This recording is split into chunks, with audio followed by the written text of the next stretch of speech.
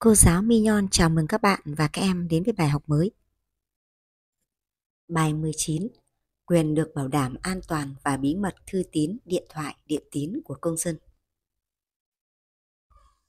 Trong bài này chúng ta sẽ đi tìm hiểu 3 nội dung. Một là một số quy định cơ bản của pháp luật về quyền được bảo đảm an toàn và bí mật thư tín, điện thoại, điện tín của công dân. Hai là hậu quả của hành vi vi phạm quyền được bảo đảm an toàn và bí mật thư tín, điện thoại, điện tín của công dân. Và ba là trách nhiệm của học sinh trong việc thực hiện quyền được bảo đảm an toàn và bí mật thư tín, điện thoại, điện tín của công dân. Chúng ta sẽ bắt đầu tìm hiểu vào phần 1 nhỏ. Một số quy định cơ bản của pháp luật về quyền được bảo đảm an toàn và bí mật thư tín, điện thoại, điện tín của công dân. Các em hãy đọc các thông tin và trường hợp trong sách giáo khoa trang 123 để trả lời câu hỏi. Thông tin 1. Hiến pháp năm 2013, Điều 21, Khoản 2. Mọi người có quyền bí mật thư tín, điện thoại, điện tín và các hình thức trao đổi thông tin riêng tư khác.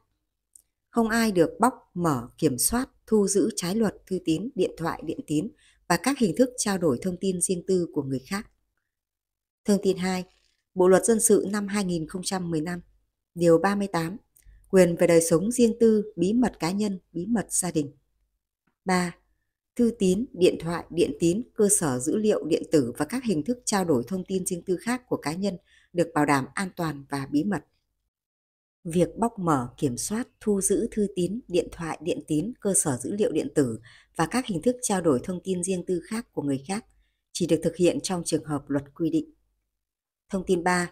Bộ luật tố tụng hình sự năm 2015 sửa đổi bổ sung năm 2021, Điều 192, căn cứ khám xét người, chỗ ở, nơi làm việc, địa điểm, phương tiện, tài liệu, đồ vật, thư tín, điện tín, bưu kiện, bưu phẩm, dữ liệu điện tử. 2.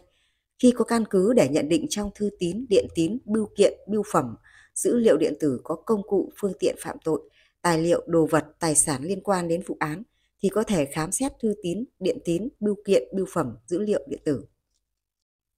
Thông tin 4. Chị N phát hiện một bức thư lạ, bên ngoài được trang trí rất đẹp lẫn trong các bức thư của cơ quan mình nên cầm ra khoe với đồng nghiệp trong phòng. Một số người đề nghị bóc thư ra xem nội dung bên trong nhưng chị N không đồng ý.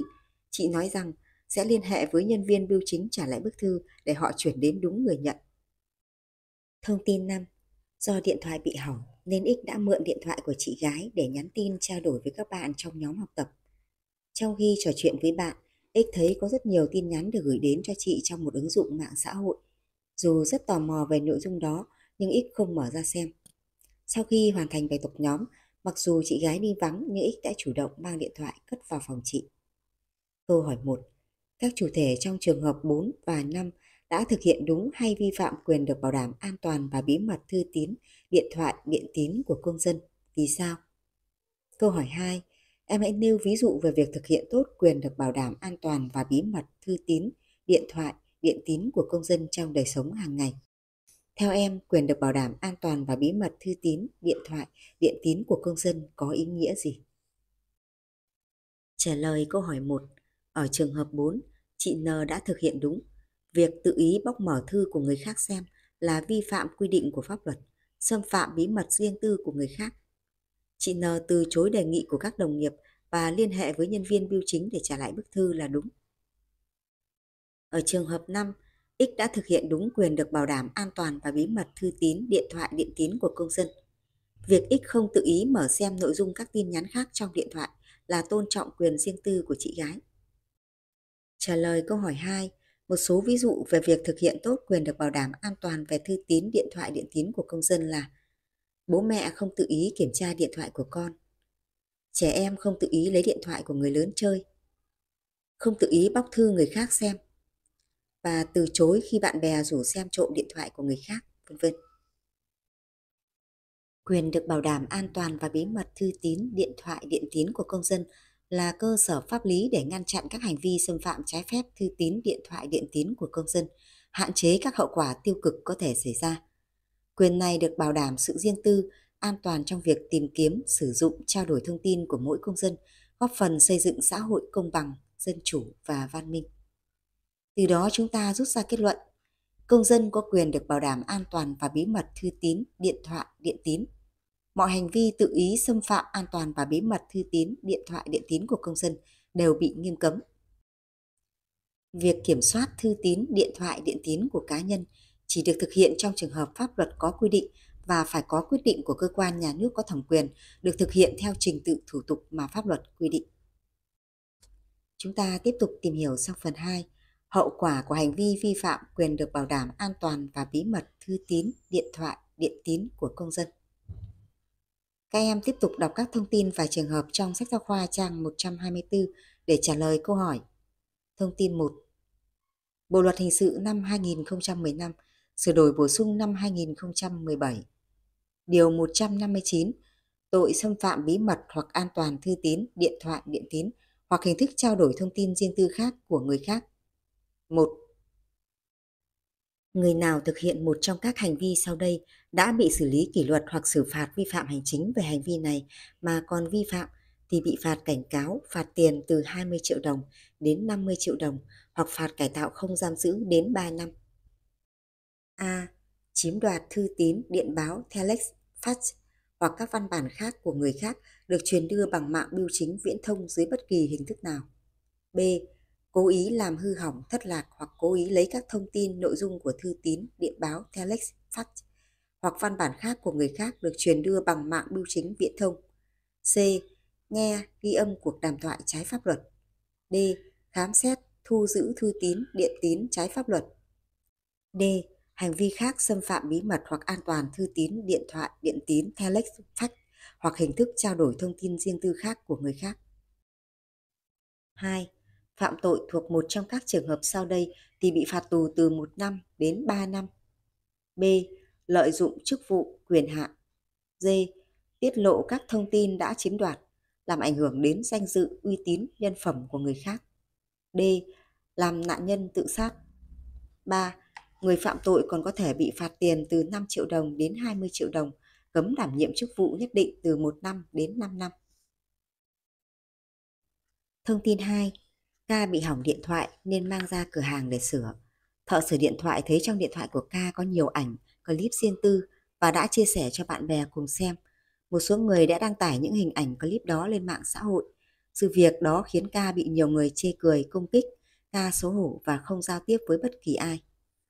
Thông tin 3. Là bảo vệ của công ty X nên anh T được nhân viên bưu chính nhờ chuyển bức thư cho anh Quy, nhân viên trong công ty X. Tuy nhiên do bất cẩn nên anh T đã làm thất lạc bức thư. Anh T sợ Quy trách nên im lặng, không nói cho Quy biết. Sự việc đã khiến cho Quy chậm trễ trong việc giải quyết công việc và chịu thiệt hại lớn về kinh tế. Câu hỏi 1. Các thông tin trường hợp trên đề cập đến những hậu quả gì của hành vi vi phạm quyền được bảo đảm an toàn và bí mật thư tín, điện thoại, điện tín của công dân? Câu hỏi 2. Theo em, ngoài những hậu quả đã đề cập đến trong các thông tin trường hợp trên, hành vi vi phạm quyền được bảo đảm an toàn và bí mật thư tín, điện thoại, điện tín của công dân còn có thể dẫn đến những hậu quả nào khác? Nêu ví dụ minh họa. Câu 3. Em hãy chia sẻ về một trường hợp vi phạm quyền được bảo đảm an toàn và bí mật thư tín, điện thoại, điện tín của công dân mà em biết và rút ra bài học cho bản thân. Trả lời. Ở thông tin 1 đề cập đến hậu quả pháp lý. Phạt tiền, phạt cảnh cáo, phạt cải tạo không giam giữ, phạt tù, cấm đảm nhiệm chức vụ. Và các hậu quả khác như gây ảnh hưởng đến tính mạng, có thể nạn nhân tự sát, ảnh hưởng đến danh dự, uy tín, nhân phẩm của người khác của các hành vi vi phạm.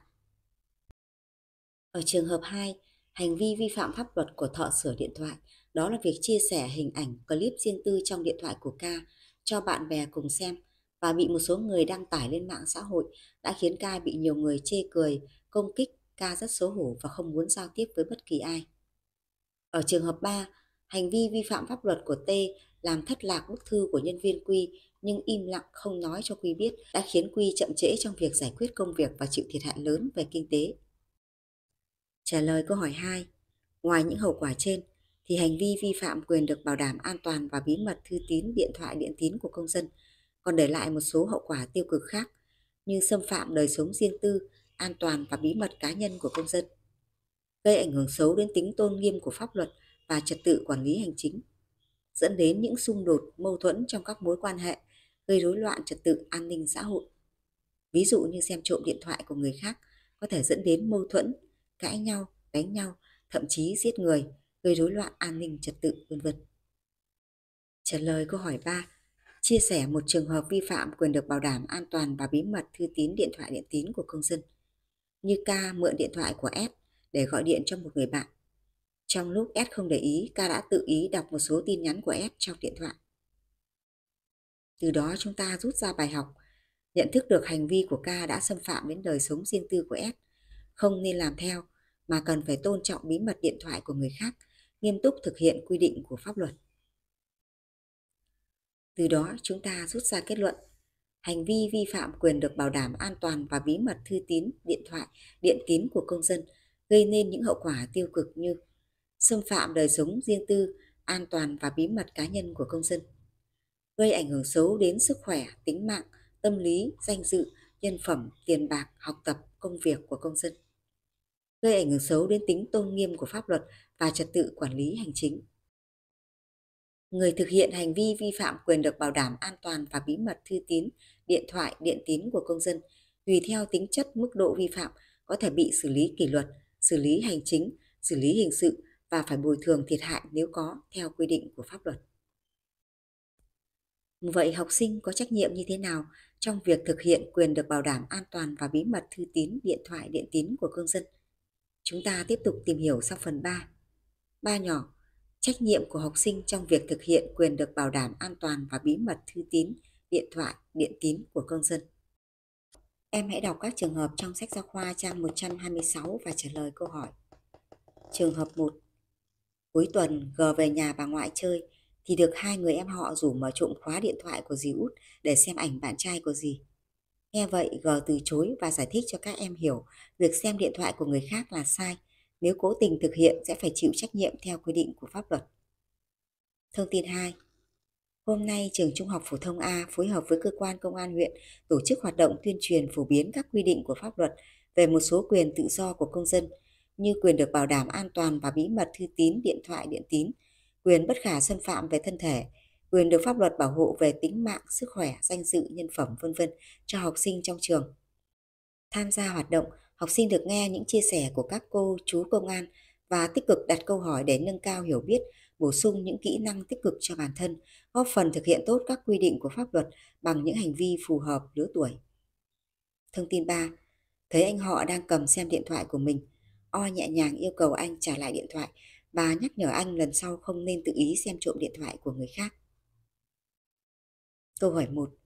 Trong những trường hợp trên, các bạn học sinh đã làm gì để thực hiện quyền được bảo đảm an toàn và bí mật thư tín, điện thoại, điện tín của công dân? Câu hỏi 2. Theo em, học sinh có trách nhiệm như thế nào trong việc thực hiện quyền được bảo đảm an toàn và bí mật thư tín, điện thoại, điện tín của công dân? Hãy kể những việc em đã làm để thực hiện tốt quyền này. Trả lời ở trường hợp 1. Khi được hai người em họ rủ mở trộm điện thoại của dì út để xem ảnh bạn trai của dì, G đã từ chối và giải thích cho các em hiểu việc xem trộm điện thoại của người khác là sai. Nếu cố tình thực hiện có thể sẽ phải chịu trách nhiệm theo quy định của pháp luật.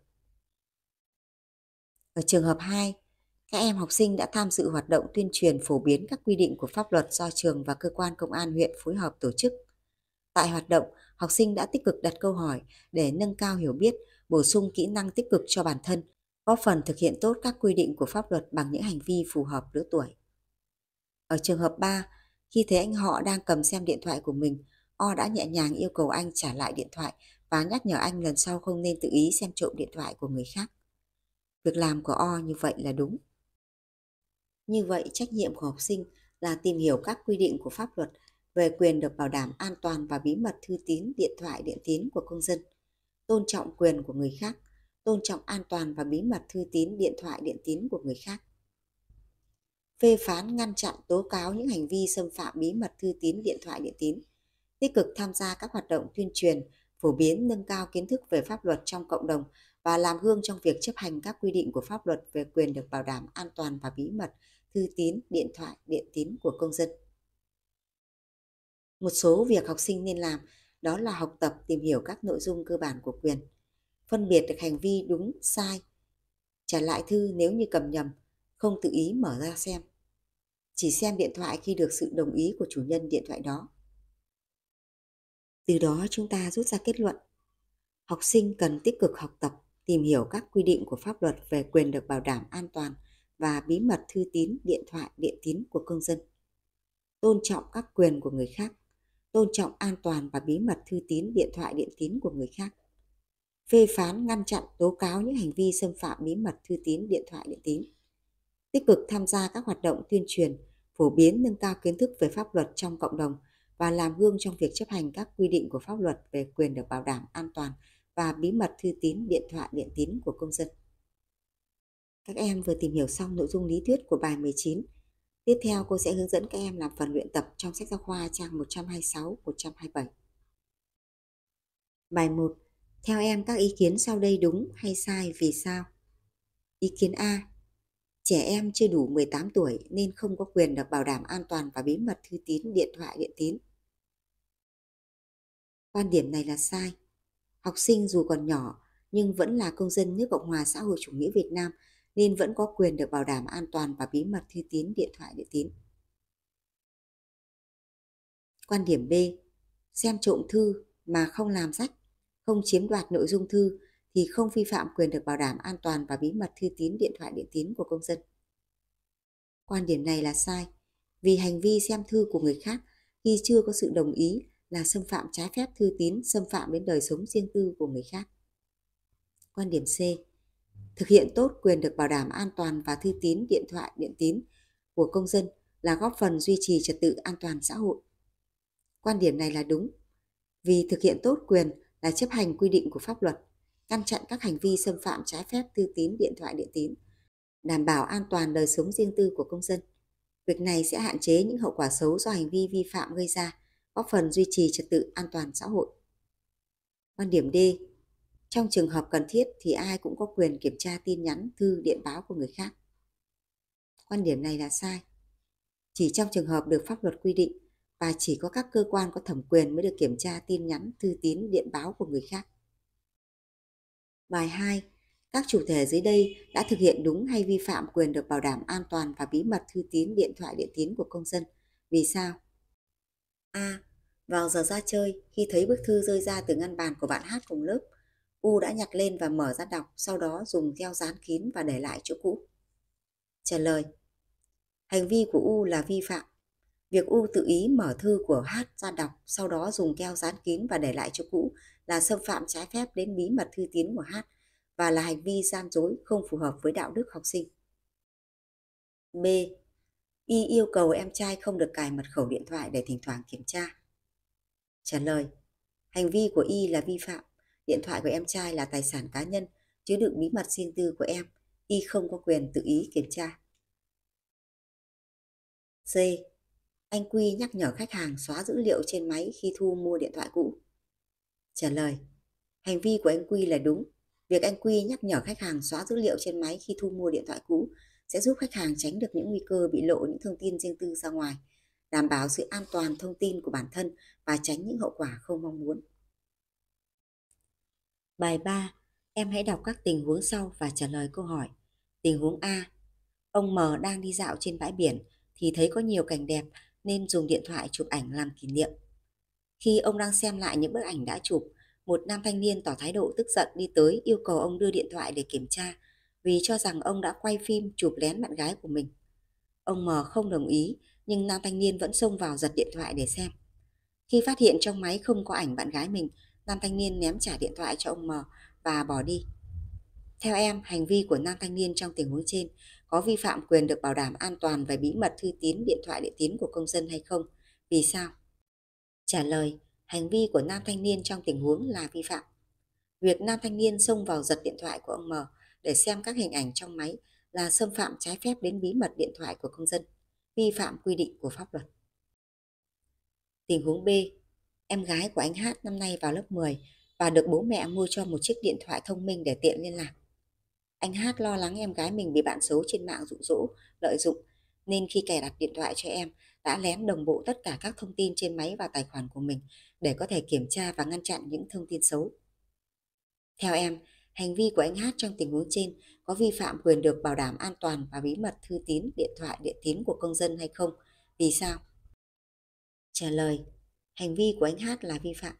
Mặc dù xuất phát từ mục đích tốt, nhưng việc anh Hát lén đồng bộ tất cả các thông tin trên điện thoại của em gái vào tài khoản của mình là sự xâm phạm trái phép đến quyền bí mật riêng tư của em gái. Việc làm này vi phạm quy định của pháp luật. Bài 4, em hãy xử lý các tình huống sau. Tình huống A, M và T là hàng xóm và chơi với nhau rất thân. Từ nhỏ hai bạn nhiều lần dùng chung đồ và luôn xem đó là chuyện bình thường. Tuần trước M sang nhà T để rủ bạn đi chơi. Trong lúc T đi thay đồ, M thấy điện thoại T có tin nhắn nên đã mở ra đọc và trả lời luôn hộ bạn. Khi biết chuyện, T không vui và muốn góp ý để M không tự ý xem điện thoại của người khác. Nếu là T trong trường hợp này, em sẽ làm gì để M hiểu và tôn trọng quyền được bảo mật điện thoại của công dân? Trả lời, nếu là T, em sẽ nhẹ nhàng giải thích cho M hiểu về quyền được bảo đảm an toàn và bí mật thư tín, điện thoại, điện tín của công dân. Giải thích cho bạn hiểu việc cả hai đã lớn nên đều có những vấn đề riêng tư cần được tôn trọng. Chia sẻ với bạn cảm giác không thoải mái khi bị người khác đọc tin nhắn và nhắc nhở bạn lần sau không nên tự ý xem điện thoại của mình. Hoặc em sẽ tìm cơ hội lấy ví dụ nào đó liên quan để khéo léo nhắc nhở bạn. Tình huống B, chiều nay N nhận được bức thư. Sau khi đọc, N vội gấp và bỏ vào cặp sách rồi chạy đi đâu đó với gương mặt rất hốt hoảng. Một số bạn trong lớp lo lắng cho N nên định mở cặp lấy bức thư ra đọc xem nội dung thế nào. S cũng rất lo cho N, nhưng S thấy việc tự ý đọc thư của người khác như vậy là không đúng. S băn khoăn không biết có nên ngăn cản các bạn hay không. Nếu là S trong trường hợp này, em sẽ làm gì để thực hiện đúng quy định của pháp luật về quyền được bảo đảm an toàn bí mật thư tín của công dân? Trả lời, nếu là S thì em sẽ ngăn cản các bạn mở cặp của N để lấy thư ra đọc. Giải thích cho các bạn hiểu việc các bạn lo lắng và tìm hiểu nguyên nhân để giúp đỡ N là việc tốt. Tuy nhiên, việc tự ý đọc thư của người khác là không đúng, xâm phạm quyền riêng tư của cá nhân. Khuyên các bạn nên báo lại sự việc với cô giáo chủ nhiệm để được hỗ trợ. Nội dung bài học của chúng ta đến đây là hết. Cô giáo Minh Nhon cảm ơn quý vị khán giả và các em học sinh đã chú ý theo dõi. Xin chào và hẹn gặp lại quý vị và các em ở những video tiếp theo.